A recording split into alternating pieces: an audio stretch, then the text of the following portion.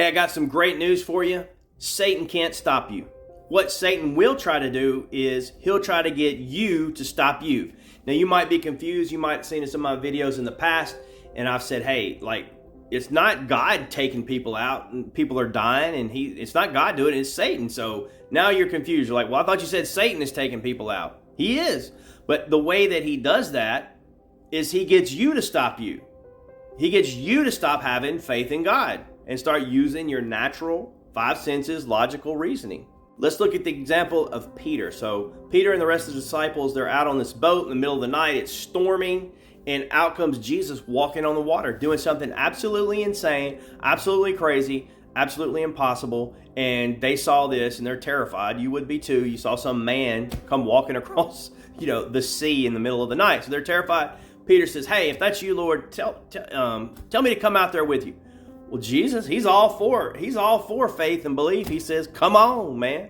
And so Peter, that crazy guy, he hops out of the boat onto the water, doing the absolute impossible, just like Jesus. At that moment, for that microsecond there, or seconds, however long it was, he was looking exactly like Jesus, okay? So what happened? Well, Peter began to sink. Why did he begin to sink? He was tempted, whether it was from his own flesh or whether it was Satan. It really doesn't matter, because that's how Satan works. He tempts your flesh, your natural, reasonable, logical mind. And in Peter's natural, reasonable, logical mind, he looks at the wind, the waves, he's like, holy cow, this is bad. I'm in a bad situation here. He got his trust in that, in his experience as a sailor, as a fisherman, his trust that things are bad, and that's where his faith went, so to speak. His unbelief then blossomed and overshadowed his trust in what Jesus had just told him. Because remember, this was a constant, you probably never thought about this before, this was a constant miracle. Bam, one miracle, another step, another miracle, bam, bam. That's crazy, right? So then what happened? Bam, he slips under the water, and Jesus comes, saves him again. Thank God Peter knew to call on Jesus yet again. He kept praying, he kept trusting. If he didn't trust him one way, he trusted another. And so Jesus got him up, got him in the boat, and then wham, everything went calm. Trusting in Jesus Christ and his supernatural ability is always going to be crazy to your mind. It's not going to make any sense. Your mind is going to be saying, are you crazy? For example, here's what natural man's mind would have wanted in that same situation. Let's just take the generic person and their natural, reasonable mind. When they said, hey, Jesus, is that you? Call me to come out there to you. And then Jesus says yes. They would like for some bridge to develop, some everything to calm down. And then this out of nowhere, Jesus create this bridge across from the boat to Jesus, where you can walk across it and not really be doing the impossible. It's sort of impossible. You know what I mean? That would make sense. Okay.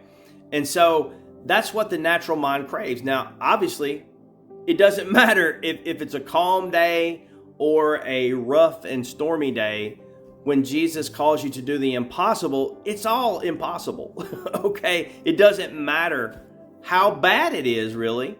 It doesn't affect Jesus's mastery of the supernatural. In other words, a headache is just as easy to heal as raising from the dead. Now, our natural mind can't fathom that. They'll be like, no. It takes a little more juice, if you will. But it's all impossible. If you've ever prayed for somebody and seen a headache leave, that's impossible. It's impossible to speak words to somebody and pain leave, just in the natural, in and of itself. Okay? So, supernatural versus the natural. They're always going to be butting heads. And the good news is, as long as you keep that faith in Jesus, even when you drop below the water, you say, Jesus, save me. He'll come over there and save you a different way. Peter did not stop. I know a lot of people give Peter a lot of flack on this one, but he did not stop. He didn't drown. Jesus saved him. He called out to him again, Jesus, save me. He kept on. He got back up. Just like in the Rocky movie, he got knocked down, he got back up. The only way Satan could have won that battle out there on the water is if Peter would have quit. If he had quit calling on Jesus, he'd have drowned and you'd never heard of him again. Okay? But he didn't. He kept on. So keep on. Don't let Satan make you stop. No matter what the setback, no matter how you failed, keep on keeping on.